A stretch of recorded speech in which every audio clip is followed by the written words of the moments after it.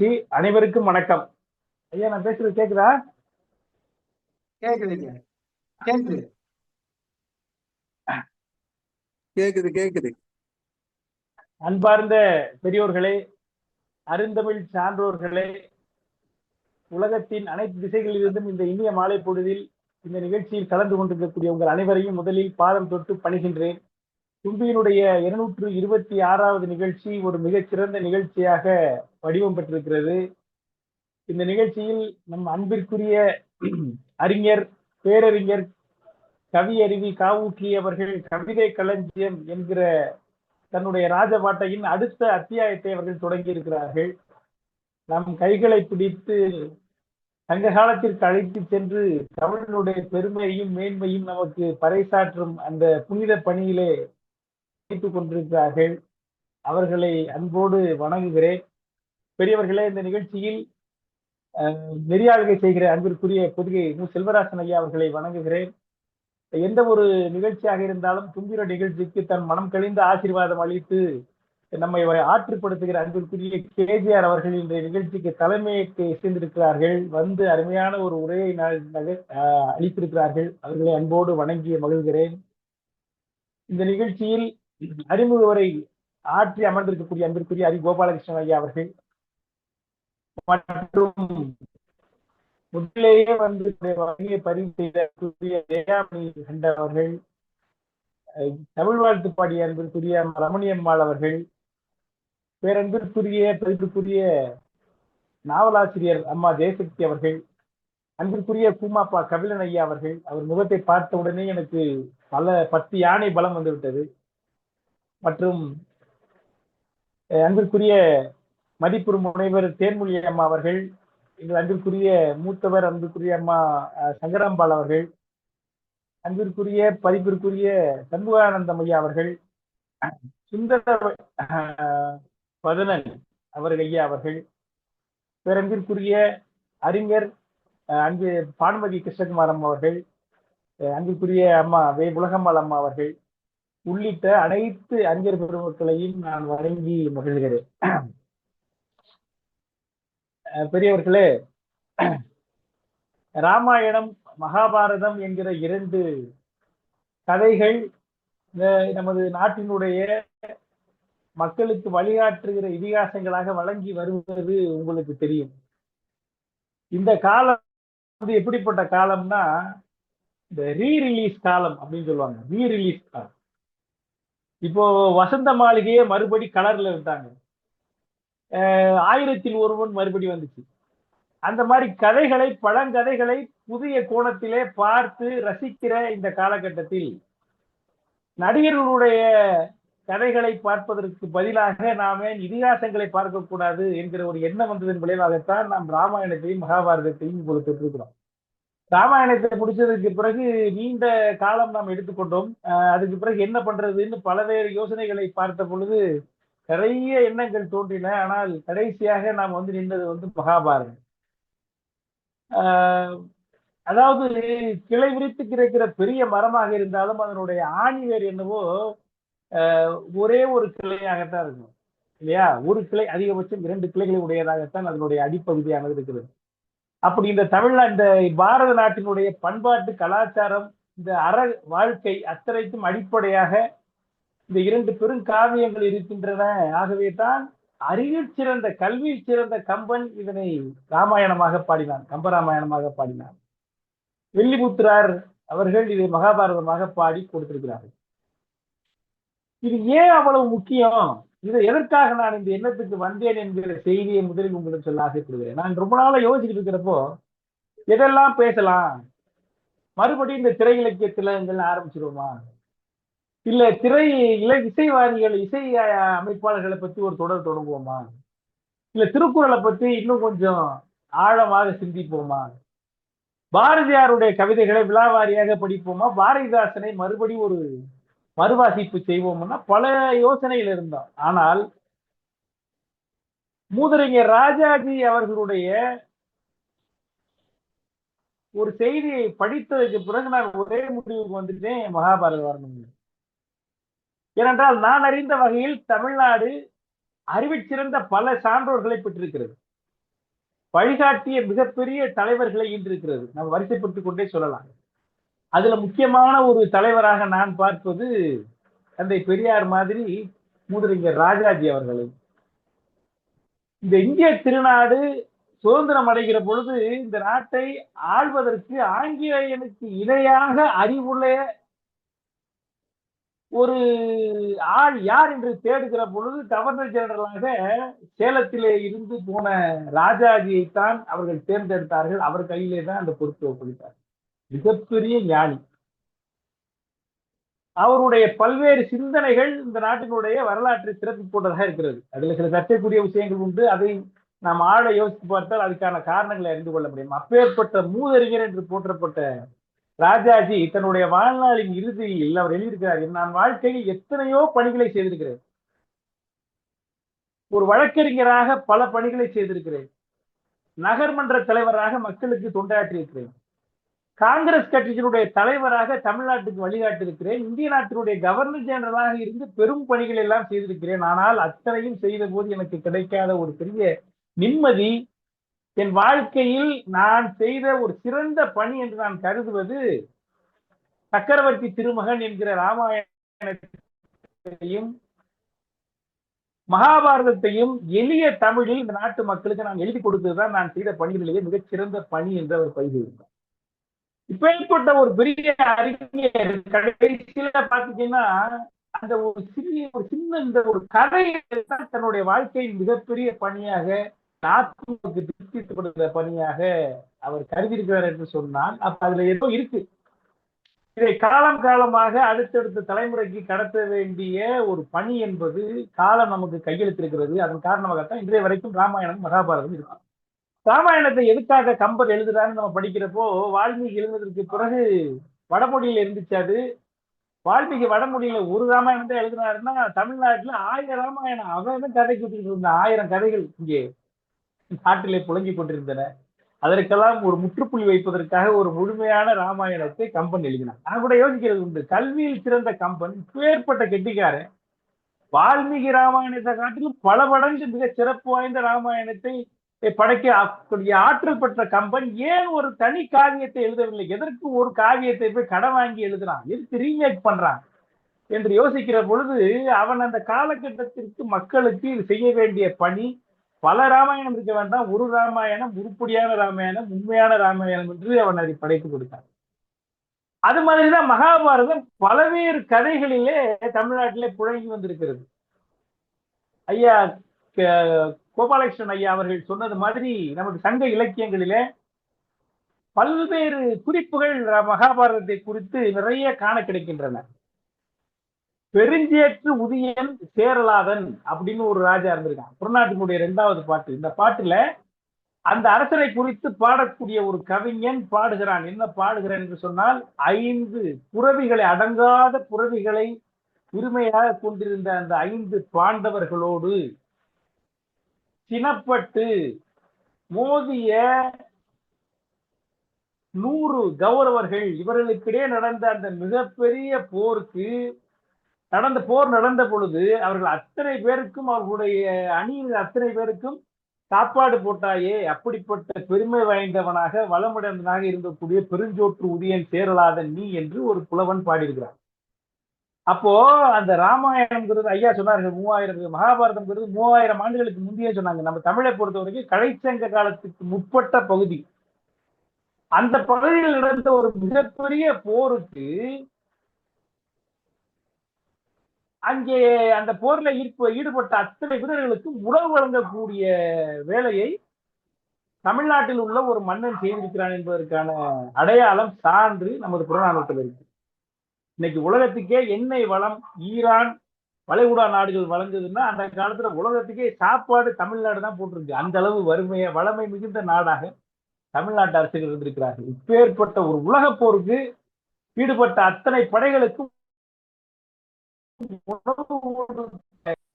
நமது தமிழ்நாட்டு அரசுகள் இருந்தது என்று பல்வேறு செய்திகள் மகாபாரதத்தில் அங்கெங்கே இருக்கு. இதே செய்தி சிலப்பதிகாரத்திலும் வருகிறது. இப்படி இந்த செய்திகள் எல்லாம் பல செய்திகள் இருப்பதையெல்லாம் கலைந்து ஒரு குறிப்பிட்ட ஒரு கதை இருக்க வேண்டும் என்பதற்காகத்தான் பாரதம் பாடிய பெருந்தேவனார் அதை பாடினார். ஆனால் அது கிடைக்கவில்லை. அதற்கு பிறகு இந்த வில்லிபுத்தூரார் என்று அறியப்படுகிற இந்த புலவர், மாபெரும் புலவர், இந்த வில்லி பாரதத்தை பாடியிருக்கிறார். நம்ம வந்து நான் இந்த கம்பராமாயணத்தை படித்து விட்டு இதே கொஞ்சம் லேசா பார்க்கிற பொழுது எனக்கு மேலோட்டமாக தெரிந்த வித்தியாசம் என்னன்னு சொன்னீங்கன்னா, கம்பராமாயணம் ரொம்ப பெருசு, கிட்டத்தட்ட 10,000 பாடல்கள் உடைய ஒரு காவியம். ஆனால் அதுல பாதி அளவு தான் மகாபாரதம். வில்லிபுத்திரார் பாடிய மகாபாரதம் பாதி அளவு.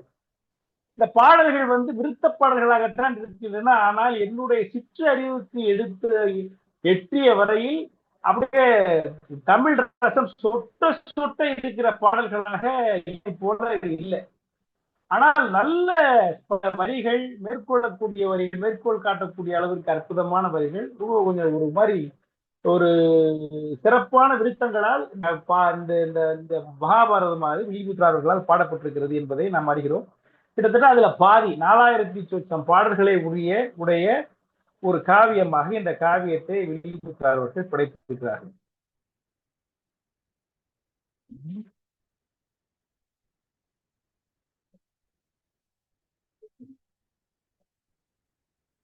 வில்லிபுத்திரார் அவர்கள் படைத்திருக்கிறார்கள்.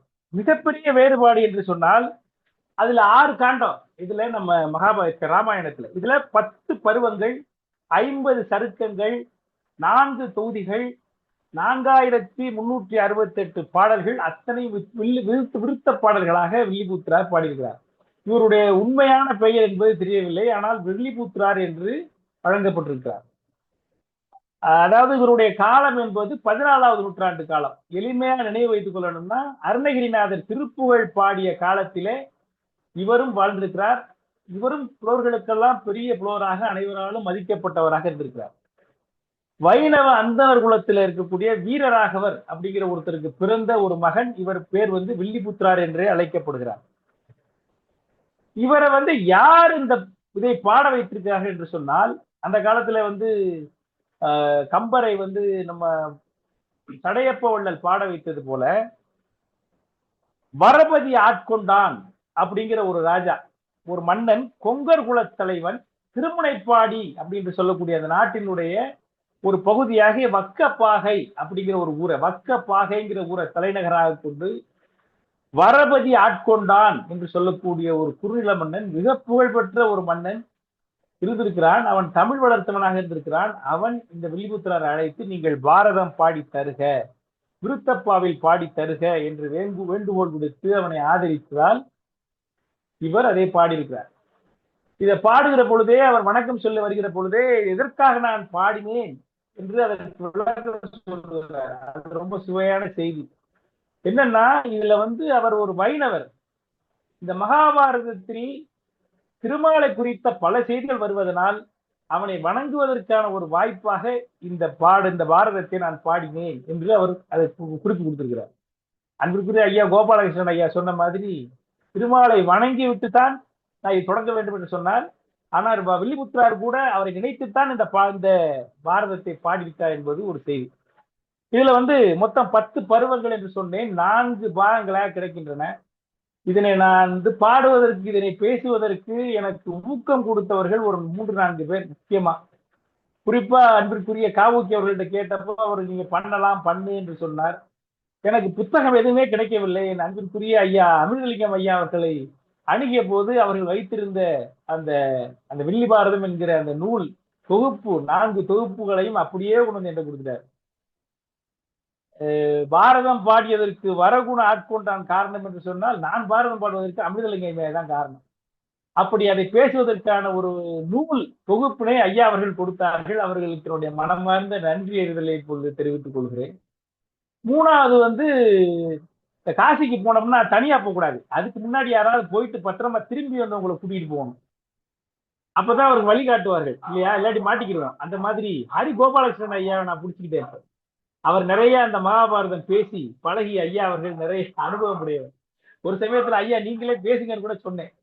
ஆனா ஐயா இல்ல நீங்க பேசுங்க, நடுவில் வந்து விட்டு போன செய்திகளை நான் சொல்லுகிறேன் என்று சொன்னேன். அப்படி அந்த மகாபாரதத்தில் ஆழ்ந்த அனுபவப்பட்ட அன்புக்குரிய ஐயா ஹரிகோபாலகிருஷ்ணன் ஐயா அவர்களுடைய துணையோடு இப்ப நம்ம மகாபாரதத்தை பார்க்க போறோம். கதையும் கவியும் என்கிற தலைப்புல ராமாயணத்தை பாடுகிற பொழுது கவிதைக்கு நிறைய முக்கியத்துவம் கொடுத்து கதையை மெதுவாக சொன்னோம். ஆனால் மகாபாரதத்திலே கதைக்கு முக்கியத்துவம் கொடுத்து கவிதைகள், ஒரு சில கவிதைகளை மட்டும் சொல்லி செல்லலாம் என்கிற எண்ணத்தோடு இதை நான் தொடர்ந்து என்று சொன்னால், இந்த நாட்டினுடைய அற வாழ்க்கைக்கு அடிப்படையாக இருக்கிற சில அறக்கருத்துக்கள் கதைகளாக உலவி நமக்கு வழிகாட்டுவதாக ராமாயணம் மகாபாரதம் இருக்கிறது. அவற்றை நாம் நினைவுபடுத்திக் கொள்ள வேண்டியது அவசியம்.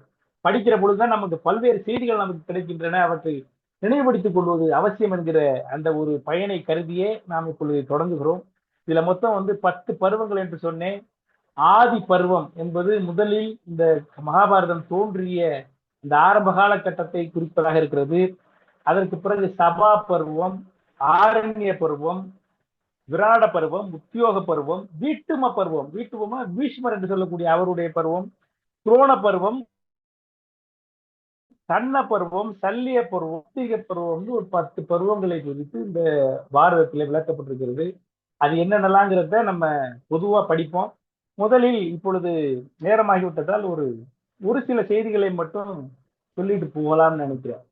அதாவது இந்த ஆதி பருவம்ங்கிறது என்னன்னா, இந்த மகாபாரதம் ராமாயணம் ரெண்டுக்கு என்ன வித்தியாசம்ங்கிறத ஐயா புலவர் கீரன் அவர்கள் சொன்னார்கள். அங்கிருக்கிற ஐயா கேஜிஆர் அவர்கள் கூட தொட்டு காமிச்சார். ரெண்டுக்கும் என்ன வித்தியாசம் அப்படின்னா, ரெண்டுமே ஒண்ணுதான். ஆனா ஒரு சின்ன வேறுபாடு இருக்கு.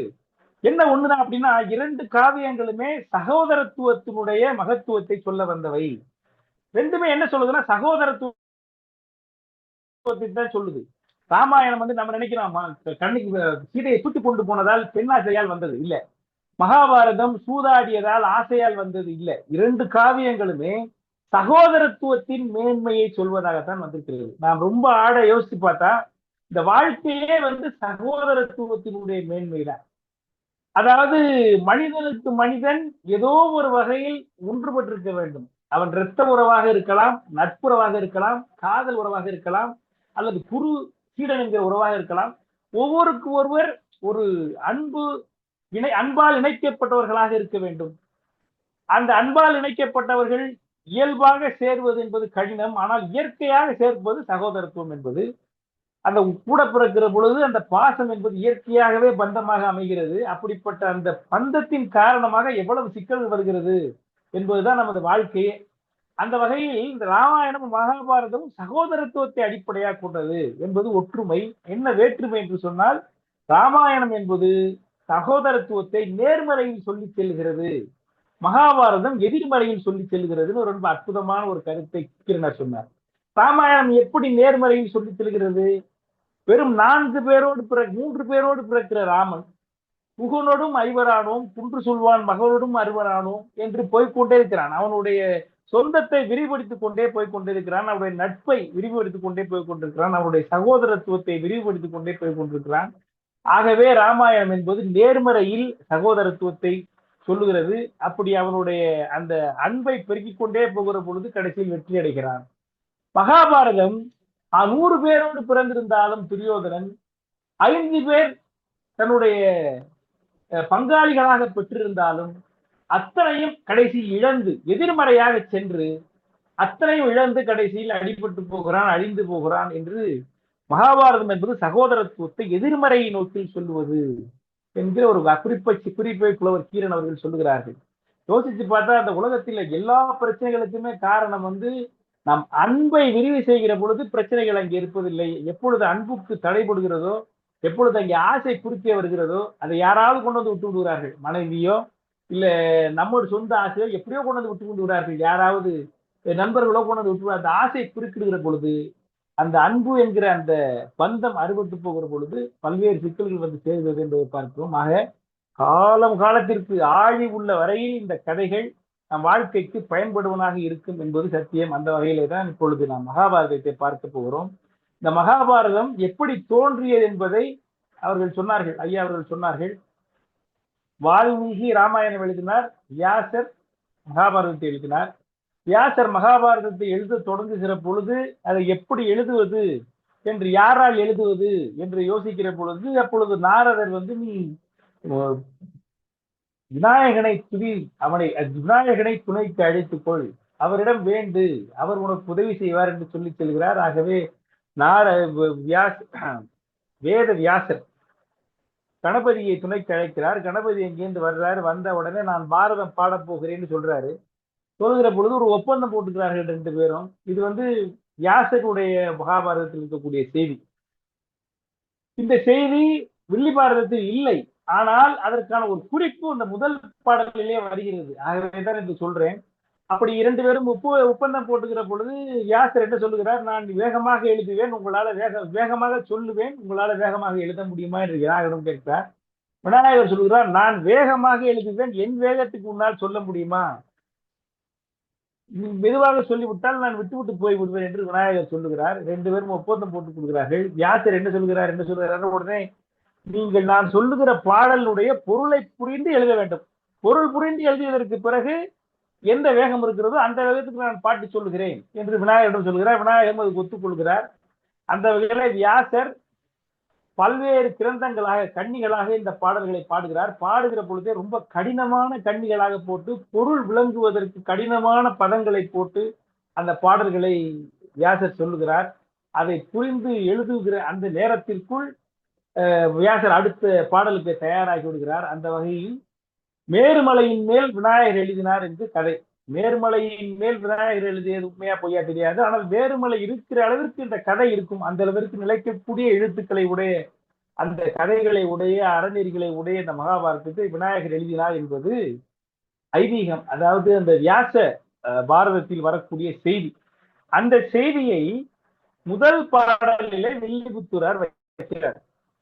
என்ன வைக்கிறார்? கடவுள் வணக்கம் என்கிற அந்த பாட்டை கடவுள் வாழ்க்கையில பாடுறாரு. நீடாழி உலகத்து மறை நாளோடு 5 என்று நிலை நிற்கவே.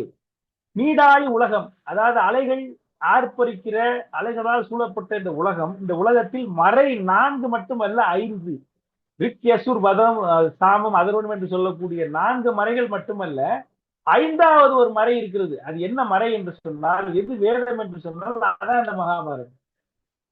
மறை நாளோடு 5 என்று நிலை நிற்கவே, 5வது வேதம் என்று மகாபாரதம் என்று போற்றக்கூடிய அளவிற்கு நிலை பெறவே வாடாத தவ வாய்மை முனிராசன் மாபாரதம் சொன்ன நாள். வாடாத தவ வாய்மை, அதாவது வற்றாத தவ வலிமை உடைய முனிவன் அந்த மகாபாரதம் சொன்ன நாள்.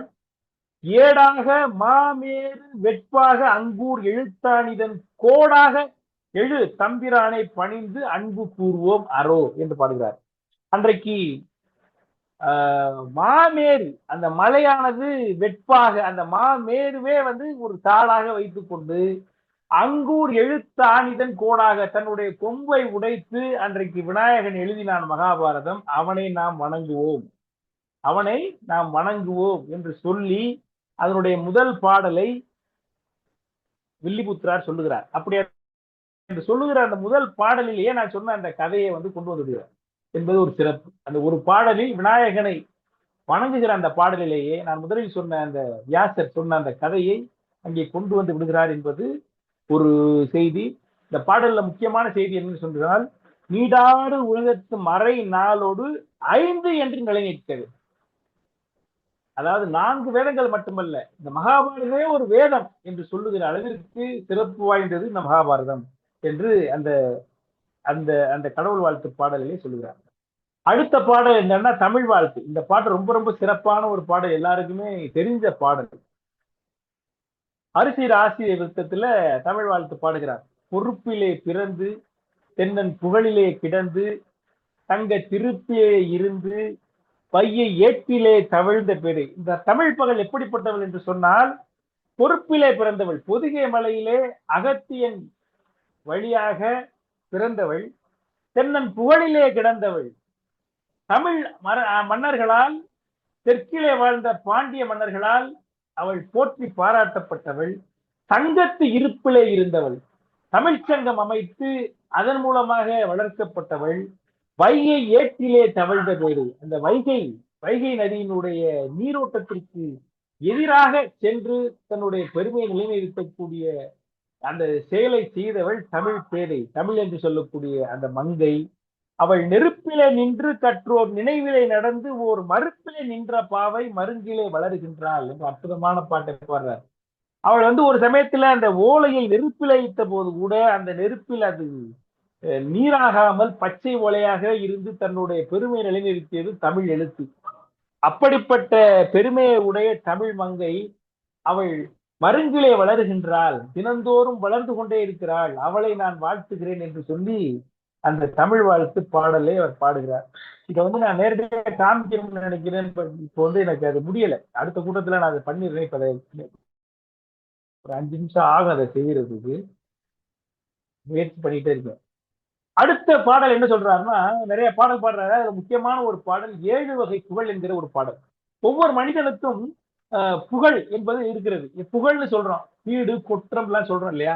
அந்த 7 வகையில் ஒரு மனிதனுக்கு பெருமை வரும் என்கிற செய்தியை வில்லிபாரதத்தில் இந்த பாட்டுல சொல்றாரு. ஆதி பருவத்தில் உள்ள இந்த பாட்டு என்னென்ன வகையில் செய்தி எல்லாம் வரும், புகழ் வரும். பாரதியார் பாடினார், அன்ன சித்திரம் 1000 கட்டல், ஆலயம் 10,000 நாட்டல், இன்னருங்கனி சோலைகள் செய்தல், இனிய நீர்க்கண் சுனைகள், பின்னருள்ள தர்மங்கள் யாவும் பெயர் விளங்கி ஒளிர் நிறுத்தல், அன்னையாவினும் புண்ணியம் கோடி ஆங்கோர் ஏழைக்கு இழுத்தறிவித்தல்னு இதெல்லாம் புண்ணியம் என்று பாரதி பாடிய மாதிரி 7 வகை புகழ் என்ன என்பதை வில்லிபுத்திரார் இந்த இடத்துல சொல்றாரு. என்ன சொல்றாருன்னா, ஒன்று ஈதல், மற்றவங்களுக்கு ஈகை கொடுப்பது. இரண்டாவது குளம் அமைத்தல், ஊருக்கு தண்ணி குடிக்கிறதுக்கு ஏதாவது வழி பண்றது. இப்பெல்லாம் நீங்க பாத்தீங்கன்னா அந்த கேன்சர் இன்ஸ்டிடியூட்டுக்கு எல்லாம் போனீங்கன்னா அந்த சில ஜெயின்ஸ் என்று சொல்லக்கூடிய சில பேர் என்ன பண்ணுவாங்கன்னா, ஒரு தண்ணீர் பந்தல் மாதிரி நிலையான ஒரு தண்ணீர் தொட்டி அமைத்து குளிர்ந்த நீரை அங்கு வரக்கூடிய நோயாளிகள் சுத்தமான நீரை பெற்றுக்கொள்வதற்கு வசதியாக அவர்கள் அதை அழகாக அதை தொடர்ந்து பாதுகாத்து பராமரித்து வருகிறார்கள். அப்படி அந்த அந்த காலத்துல குளம் வெட்டுறது உண்டு. ஆனா இப்போ வந்து அங்கனைக்கு அந்த ரோட்டரி கிளப்ல எல்லாம் பண்ணுவாங்க அந்த மாதிரி. அங்கேயே குடிநீர் கொடுப்பது, இது ஒரு நல்ல புகழ் தரக்கூடிய செய்தல். அன்னசத்திரங்கள் அமைத்தல், அன்னசத்திரங்கள் அமைத்தல் இந்த காலத்துல நிலம் விற்கிற விலையில சத்திரம் எல்லாம் நம்மளால கட்ட முடியாது. இருக்கிற இடத்துல அங்கனைக்கு அன்னதானம் போடலாம், அது ஒரு புகழை தரக்கூடியது. அந்த இருக்கைகள் அமைத்து உபசாரம் செய்தல், அந்தனருக்கு இருக்கைகள் அமைத்து என்று சொல்வது ஒரு குறிப்பிட்ட மதத்தினரை ஒரு குறிப்பிட்ட குலத்தினரை குறிப்பிட்ட அந்தனன் அந்தனன் என்பவன் அறவோன். யாரெல்லாம் அறம் செய்கிறார்களோ அப்படிப்பட்ட பெரியவர்களுக்கு இருக்கை தந்து அவர்களை உபசரித்தல் என்று சொன்னால், அறவாழ்வின்படி வாழக்கூடிய மனிதர்களை அவர்களுக்கான உபசாரம் செய்தல் ஒரு வகை புகழை தரக்கூடியது. நந்தவனங்கள் அமைத்தல், தேவாலய திருப்பணி செய்தல், இதெல்லாம் சொல்லிட்டு கடைசியா 7வது சொல்றாரு. என்ன சொல்றாருன்னு சொன்னால், நான் மிகவும் வியந்தது, நூல்கள் இயற்றுதல். ஒரு மனுஷனுக்கு எது புகழ் தரும்னா, புத்தகம் போட்டா புகழ் தரும், புகழ் வரும். ஆகவே புத்தகம் போட்டா பணம் வருதோ இல்லையோ புகழ் வரும். அதனால் கபிலன் ஐயா கவலைப்பட வேண்டியதில்லை, நாம் இன்னும் 4-5 புத்தகங்கள் போடலாம் என்று ஒரு தைரியம் தரக்கூடிய ஒரு பாடலாக இந்த பாடல் 7 வகை புகழ் என்கிற ஒரு செய்தி இந்த வில்லிபாரதத்தினுடைய ஆதி பருவத்திலே இருக்கிறது. தேடினார் யாவரே கொல் 7 வகையாயினும் கீர்த்தி, 7 வகை கீர்த்தி. நீடினார் அவரே என்பர் நீ நிலத்து உயர்ந்த மாந்தர், பாடினார் யாவர் யாவர் பாடுவித்தார் கொல். நூல் எழுதுவது ஒரு புகழ், அந்த நூலை எழுதுவதற்கு தூண்டுவதும் ஒரு புகழ் தரக்கூடியது. பாடினார் யாவர் யாவர் பாடுவித்தார் கொள் என்று நாடினார் தெளியும் வண்ணம் நவை அற நவிழல் உற்றேன். என்னை பாடினது யாரு, என்னை பாட வைத்தவன் யார் என்று நீங்கள் உலகம் தெரிந்து கொள்ளுகிற அளவுக்கு நான் இந்த ஆதி பருவத்தை சொல்ல தொடங்குகிறேன், இந்த மகாபாரதத்தை பாட தொடங்குகிறேன் அப்படின்னு சொல்லிட்டு அவர் தொடங்குகிறார். அதற்கு பிறகு நாட்டு வளத்தை குறித்து பாடுகிறார். நாட்டு வளம் என்கிறது அவர் வாழ்ந்து வருகிற திருமுனைப்பாடி நாடு. அந்த திருமுனைப்பாடி நாடு ரொம்ப புகழ்பெற்ற ஒரு நாடாக இருந்திருக்கிறது. அந்த நாட்டிலே தான் திருநாவுக்கரசர் பிறந்திருக்கிறார், சுந்தரநாயன்மார் பிறந்திருக்கிறார், ஆழ்வார்கள் பிறந்திருக்கிறார்கள். இப்படிப்பட்ட அத்தனை பேரும் பிறந்த பெருமை உடைய தமிழ் வளர்த்த நகரமாக அந்த பகுதியாக அந்த திருமுனைப்பாடி நாடு இருந்திருக்கிறது. அந்த திருமுனைப்பாடி நாட்டுல தான் நான் சொன்ன அந்த மன்னன் இருந்திருக்கிறான், இவரை பாட வைத்திருக்கிறார். அந்த நாட்டினுடைய வளத்தை குறித்து சில பாடல்களை அங்கே பாடுகிறார். வரபதி ஆட்கொண்டான், அவனுடைய சிறப்பை குறித்து ஒரு அற்புதமான பாடல். பொங்கர் குலத்தில் வரபதி ஆட்கொண்டான் என்பவன் தோன்றி என்னை பாட வைத்தான் என்று பாடுகிறார். இப்படி பாட்டி அதுக்கு ஒரு நல்ல பாட்டு பாடியிருக்காரு. நல்ல ஒரு சண்டை பாட்டு. தென்னாட்டில் வடநாட்டில் குடநாட்டில் குணநாட்டில் செவ்வர் ஓட கல்நாட்டி அமர்பொருது கங்கை நீர் ஊட்டுவிட்டு கண்டன் வேங்கை எந்நாட்டும் எழுதி அவன் திரு மர போர் பெற்ற புகழ் யாவர் பெற்றார், அந்நாட்டு குற்றமெல்லாம் அக்குரிசில் புகழோடு அவதரித்தது அன்று. தென்னாட்டில் வடநாட்டில் குடநாட்டில் குணநாட்டில் வடிவேல் டயலாக் மாதிரி இருக்கு. தென்னாட்டில் வடநாட்டில் குடநாட்டில் குணநாட்டில் செவ்வர் ஓட கல்நாட்டில், அதாவது வடநாட்டுக்கு சென்று கங்கையை வென்று கல்லில் தன்னுடைய பெயரை பொறித்த சோழர்கள் இருக்கிறான், சேரர்கள் இருக்கிறான். அப்படிப்பட்ட அரசர்களுக்கெல்லாம் புகழ் தரக்கூடியவனாக இந்த வரபதி ஆட்கொண்டான் இருந்தான் என்கிற பாடலை அங்கே பாடுகிறார். அப்படி அவனுடைய புகழை பாடுகிறார். இப்படிப்பட்ட அவன் என்னை பாடச் செய்தான், அவன் சொன்னதன் காரணமாக நான் இதை பாடுகிறேன் என்று சொல்லி இந்த ஆதிபருவத்தை தொடங்குகிறார்.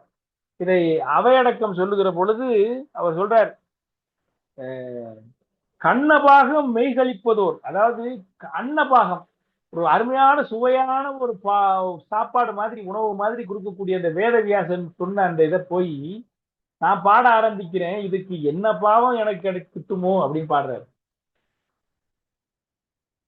கண்ணபாகம் மெய் அளிப்பதோர் அழைப்பில் தொல்கதை முன் சொன்ன பாவலன் அன்ன பாரதம் தன்னை ஒரு அறிவிலே உரைப்பது. அப்படிப்பட்ட பாரதம் தன்னை ஒரு அறிவிலே உரைப்பது என்ன பாவம் மற்ற என்னை இன்று என் சொல்லாது உலகே, எனக்கு என்ன பாவம் வரும்னு இந்த உலகம் என்னென்ன சொல்ல போதோ என்ற அவையடக்கத்தோடு அந்த மகாபாரதம் பாடுவதை மிகுந்த அவையடக்கத்தோடு இங்கே பாடுகிறார். பிறகு இந்த நூல் எதற்காக நான் சொல்கிறேன் என்று சொல்லி அந்த நூல் சொல்வதற்கான காரணத்தையும் சொல்றார். திருமாலினுடைய பல்வேறு செய்திகள் இங்கே வருகின்றன. ஆகவே அதற்கான அதை நினைத்து மகிழ்ந்து நான் இந்த பாரதத்தை பாடப்போகிறேன் என்று சொல்லி இந்த நூல் எதற்காக எழுதினார். அவர் இந்த நாட்டு வளம், திருமுனைப்பாடி நாட்டு வளம், வரகுண ஆட்கொண்டான், அவரை ஆற்றுப்படுத்தி அவனை ஆட்கொண்டு இந்த பாரதத்தை பாட செய்தான் என்கிற செய்திகள் எல்லாம் சொல்லி இதற்கான தொடக்கத்தை வில்லிபுத்திரார் அவர்கள் கொடுத்திருக்கிறார்கள். இதற்கு பிறகு குருகுல சரக்கம் என்று அந்த உண்மையான கதை தொடங்குகிறது. அந்த கதை ஒரு நல்ல கதை, அதை சொல்லலாம்னு நினைச்சேன், ஆனா நேரம் ஆகிவிட்டது. ஆகவே இத்தோடு இந்த இந்த செய்தியை, இன்றைக்குள்ள செய்தியை சொல்கிறேன். மகாபாரதம் நமக்கு பல்வேறு அறக்கருத்துக்களை கதைகள் வழியாக, உபகதைகள் வழியாக போதிக்கிற ஒரு காவியம். அந்த காவியத்தை அழகான விருத்தப்பாக்களால் விழிப்புத்தார் பாடியிருக்கிறார். அடுத்த முறை நான் அந்த பாடல்களையும் காண்பிப்பதற்கு முயற்சி செய்கிறேன். அந்த வகையில் ஒரு சில பாடல்களை தொட்டு அந்த கதையை நாம் உணர்ந்து கொள்ள முயற்சி செய்வோம். இந்த கதையின் மூலமாக நாம் அறிந்து கொள்ளக்கூடிய செய்தி தான் முக்கியம். அந்த வகையில் தெரிந்த கதையை இன்னொரு முறை நாம் எல்லாரும் சேர்ந்து அறிந்து கொள்வதற்கு முயற்சி செய்வோம். சிறியனுடைய இந்த சிற்றுரையை செவிமடுத்த உங்கள் அனைவருக்கும் நன்றி பாராட்டி, ஐயா அவர்கள் சொல்லுகிற போது சொன்னார்கள் 18 என்று சொன்னார்கள். இந்த நிகழ்ச்சி ஆரம்பிக்கும் போதும் 18 பேர் வந்திருந்தார்கள். அது ஒரு நல்ல செய்தி. அந்த வகையில் இதுகாரம் இந்த நிகழ்ச்சியை இருந்து ரசித்த உங்கள் அனைவருக்கும் நன்றி பாராட்டுகிறேன். நன்றி வணக்கம்.